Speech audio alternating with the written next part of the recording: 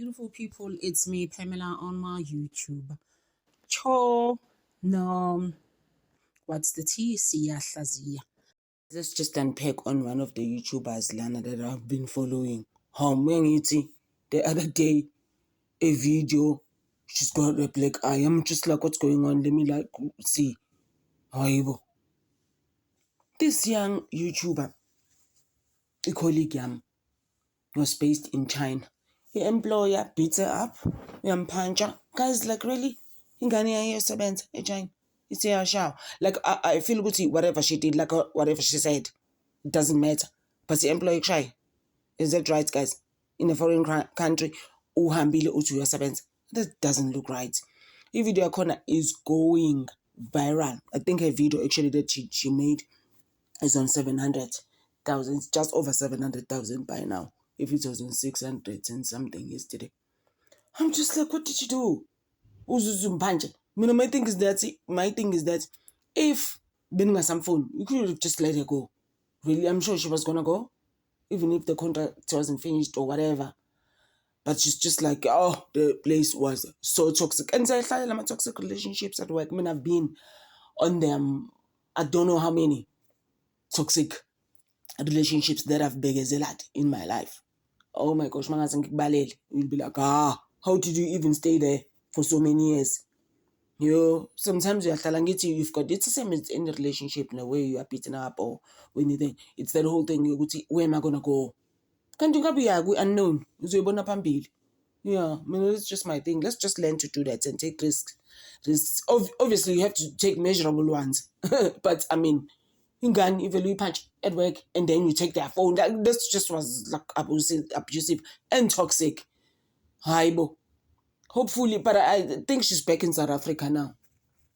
Yeah, she'll find work here. I mean, she can't go back to China. And she's been unhappy for years and for like almost a year. That's what she said. She's been unhappy from trying to date Chinese men. I mean, to like really. Hi guys, it's a lot. And you just listen to her story. Like it's so sad. I was just broken by it. My heart was just so. I was just like, oh my gosh, like Ingani doesn't deserve this because she's like really, really young. I was like, she still has a long way to go. And she was like doing videos there, telling us about the life there because at some stage she was in Korea, South Korea. She even left there without even telling anybody that she knew.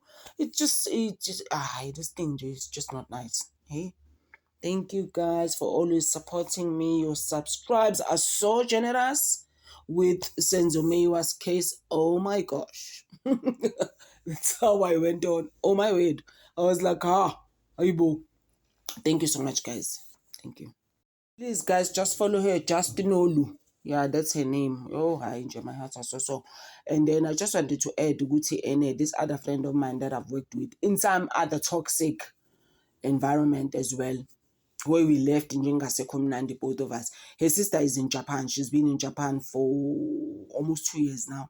I just hope in Japan she's happy, guys. She's about 25. She's got actually 2 degrees, and then she's teaching in Japan because she just need a change. I mean, when you're in Soweto at some stage, you wanna come out and get out of something and be like, yo, let me go. Even if it's 3 years, we need a learn to actually more. We need to travel and see things and do stuff in life. So we supported her, even Perezella her to the airport, we're cheering her up. I mean, so she's in Japan. I'm just praying to God to all right. We've been speaking to her, but I mean lately I haven't really, because with this YouTube I would like play 3 channels is not some child's play. We're always busy with something, like you're busy basically. So yeah, she's in Japan. So I'm just hoping all right, because if these agencies that are actually getting these young stars to take them to Japan and China, it's not gonna end well. It's not nice, guys. So let's just support them any way we can. Thank you, guys. I'm currently based in Shanghai, China, and I work as a kindergarten teacher. On Wednesday, August 23rd, during a disagreement, the HR manager at my job, a guy, punched me on my face.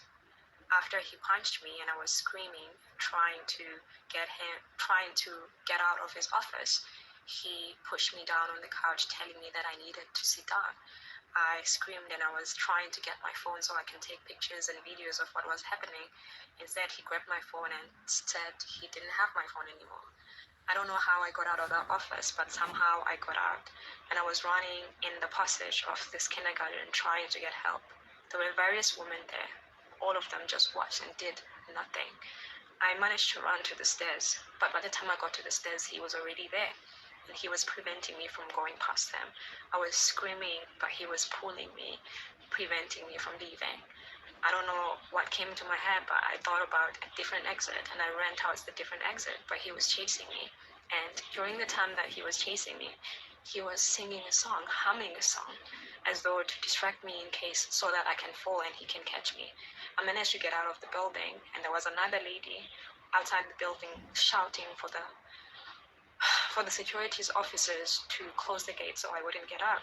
But what happened is the security officer made a mistake. Instead of closing the gate, he opened the gate. And then I ran, managing to get out. By the time I got out, I had no shoes on, no socks on. They had taken my phone. I had no bag on. It was just me and nothing on my hands.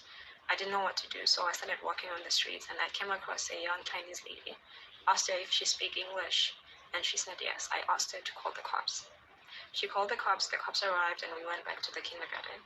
When we arrived at the kindergarten, they had gathered everything that belonged to me in the table, telling me that the reason why they were preventing me from leaving is because they wanted me to calm down so they can call the cops to resolve the issue, despite the fact that I wasn't feeling safe, and that is why I wanted to run away. Then the guy who had punched me told the cops that he did not punch me, that I hit my eye on the couch.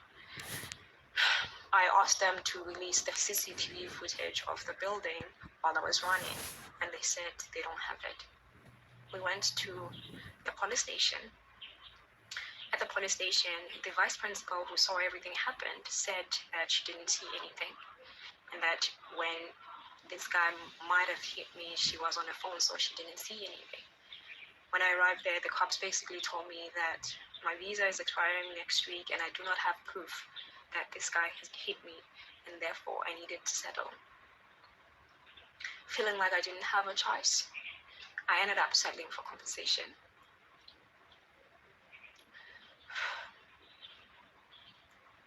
I'm making this video because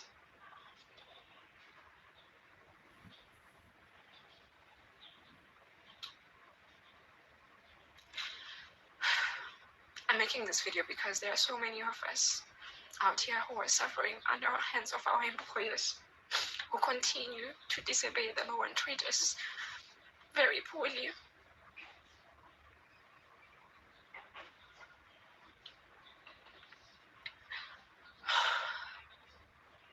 And I'm also making this video because I feel very powerless in this situation.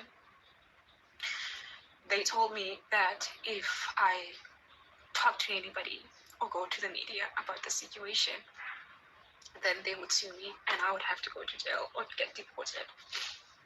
They also threatened to put me on some teachers' blacklist in China so that I would never get a job in China. They also refused to give me any documents that would allow me to work anywhere else in China during this moment. But I'm not okay with just keeping quiet and pretending like this is okay and nothing happened. And I hope if you're seeing this video, you pass it to as many people as possible so that people know that this happened to me.